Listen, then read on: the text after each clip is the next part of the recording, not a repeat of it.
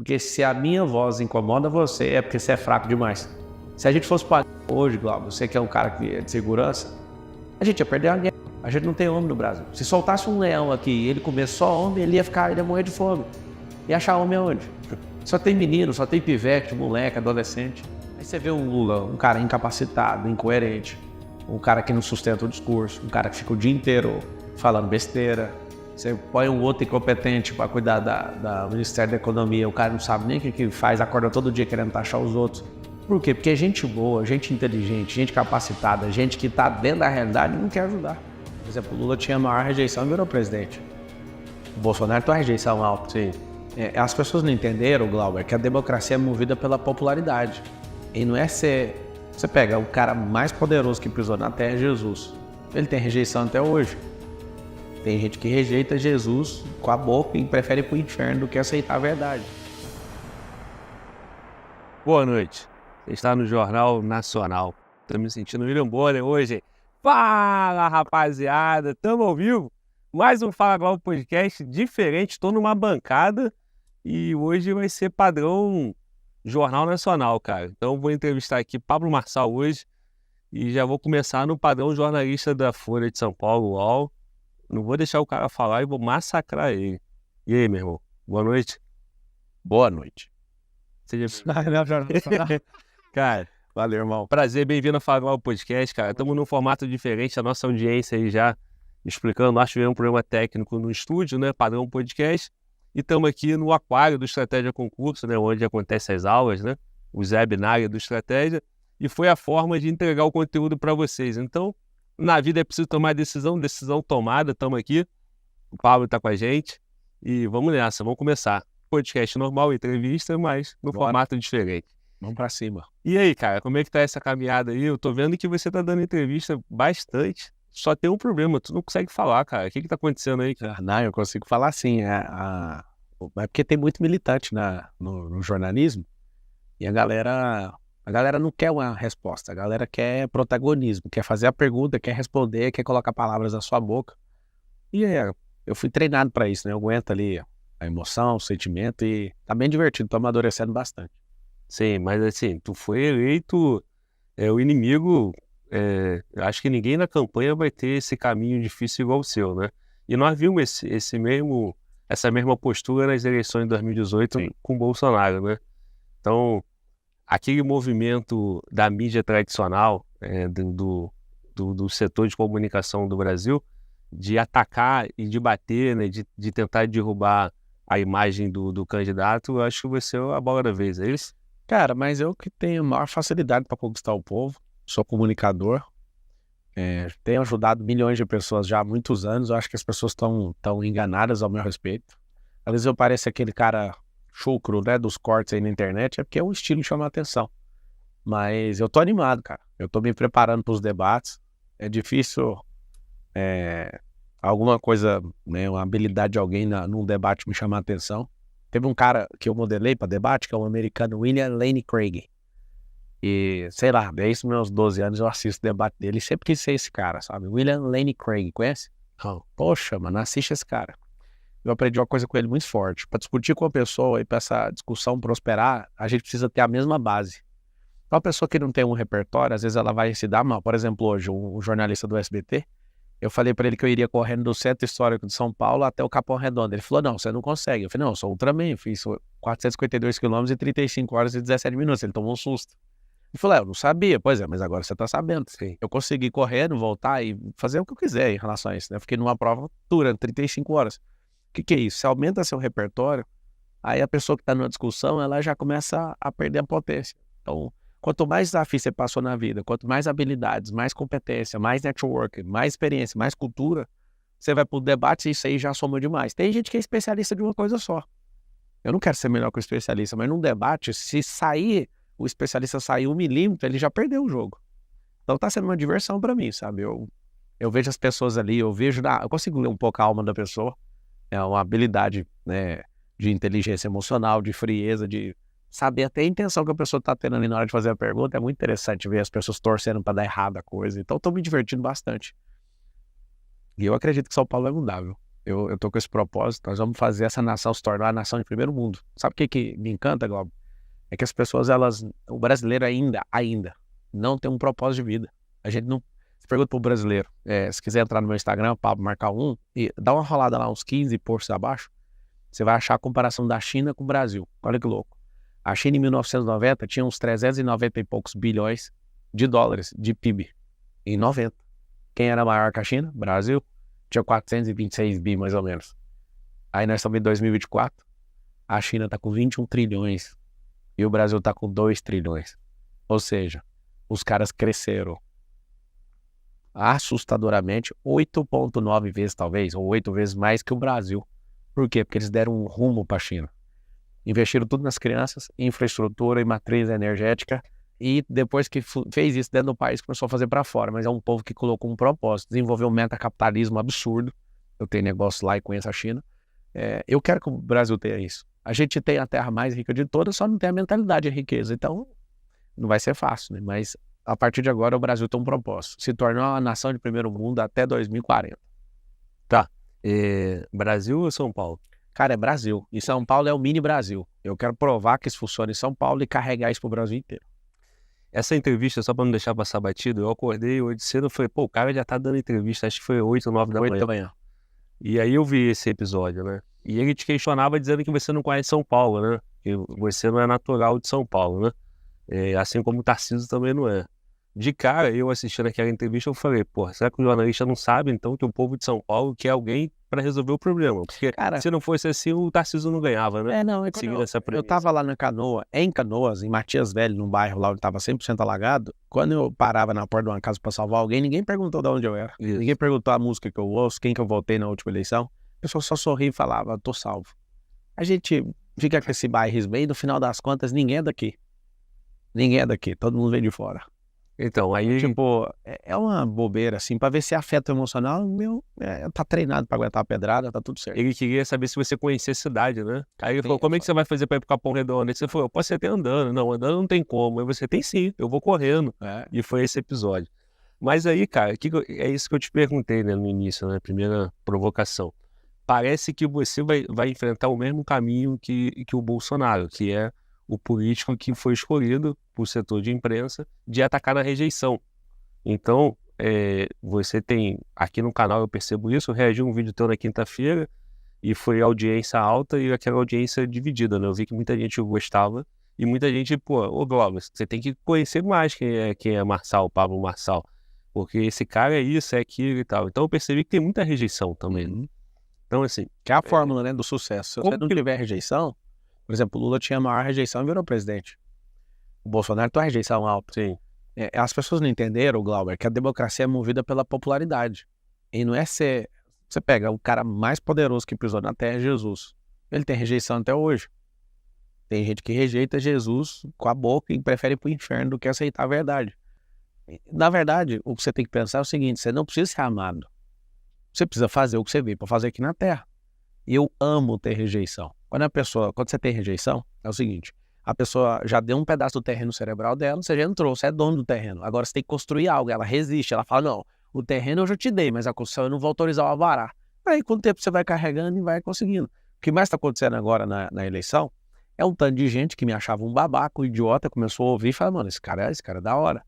Eu provoquei isso. É porque o método mais barato de ser conhecido no Brasil é provocando polêmica.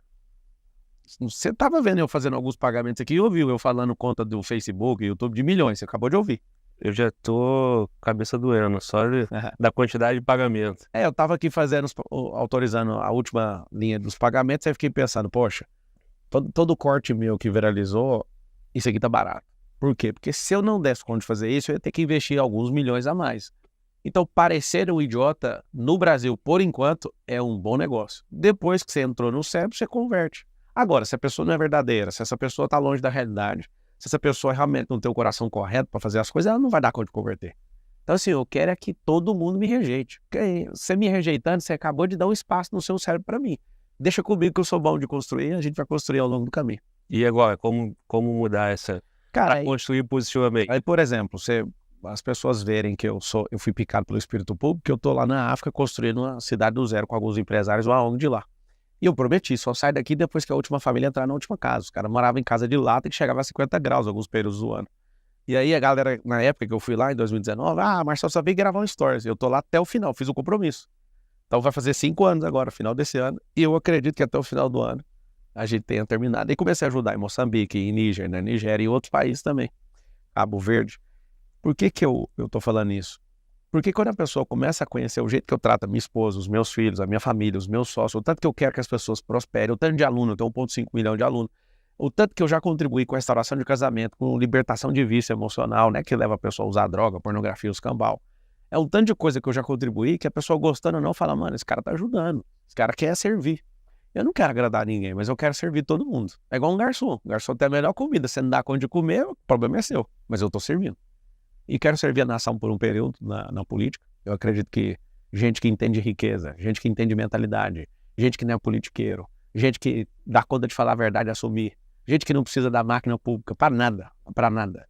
Uma pessoa do meu nível só tem a perder. Acredito que dos pré-candidatos à Prefeitura de São Paulo, eu sou o único que tenha muito a perder a mexer com isso. Mas mesmo assim eu quero servir. Eu senti no coração e vou embora. Uma coisa que me chamou a atenção foi a tua história. Foi, pô, o cara tá casado com a mesma mulher, tem 4 filhos, né? 4 filhos, e falou que casou virgem ainda. Eu falei, pô, irmão, os machos aí, pô, acho que poucos têm essa moral, né? De falar, pô, casei virgem, tô com a mulher, tô com a família, né? E enquanto a gente é ensinado, né, como moleque, né?